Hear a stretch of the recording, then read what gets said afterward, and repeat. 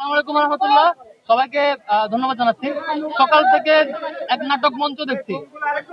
BNP পন্থী শিক্ষক এবং কর্মকর্তা যারা আছেন তাদের কাছ থেকে চমৎকার নাটক মঞ্চ লক্ষ্য করছি। এটা খুবই দুঃখজনক এবং বিশ্ববিদ্যালয় প্রশাসন এই জায়গায় নিল ভূমিকা রাখছে। আপনারা দেখেছেন আপনারা দেখেছেন ইউলেভ যে সেন্টার, সেই সেন্টার থেকে সকাল 8টায় শুরু হয়েছে ভোট। 8টা থেকে 10:30 পর্যন্ত কোনো ধরনের সাংবাদিককে ঢুকতে দেওয়া হয় নাই। 10:30 আমি সেখানে যাই, গিয়ে দেখি কোনো অবজারভারকে ঢুকতে দেওয়া হয় নাই।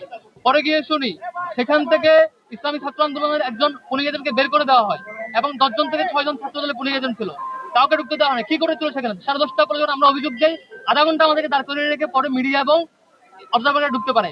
তারপর 21 হলে জিয়াউর নামে এক কর্মকর্তা, আপনারা নিউজে দেখেছেন, তথ্য প্রমাণ সহ সে পূর্ণাঙ্গভাবে ছাত্র দলের প্যানেলে ওই পূরণকৃত ব্যালট বক্সে দিয়েছে এবং শিক্ষার্থীদেরকে দিয়েছে তথ্য প্রমাণ সহ।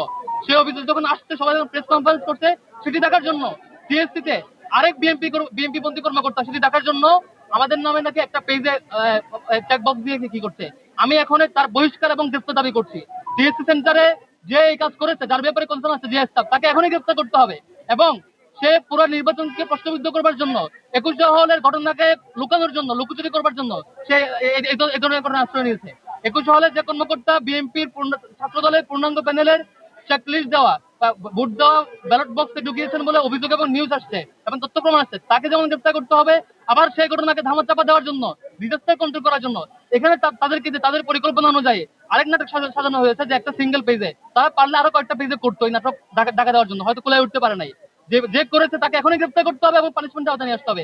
কার এজেন্ডা বাস্তবায়ন করছে, তাদের সাথে কি ধরনের লবিং খুঁজে বের করতে হবে, এটা আমাদের দাবি।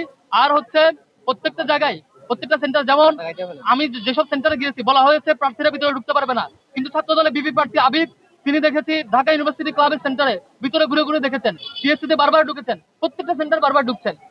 মানে এটা নীতিমালা শুধু তাদের, মানে আমাদের জন্য, আমরা ঢুকতে পারবো না, তাদেরকে গেলে ঢুকতে পারবে। এটা খুবই দুঃখজনক। ইউনিভার্সিটি ক্লাবে বারবার ঘুরে ঘুরে দেখছি তিনি হচ্ছে সেন্টারের ভিতরে ঢুকছেন, এটা খুবই দুঃখজনক। এভাবে প্রত্যেকটা নীতিমালা তারা ভায়োলেট করছে। সেই ভায়োলেট করার নিয়মকে ঢাকার জন্য, যখন ডিজাস্টার হয় সেটা ঢাকার জন্য আবার তাদের পন্থে কোনো কর্মকর্তা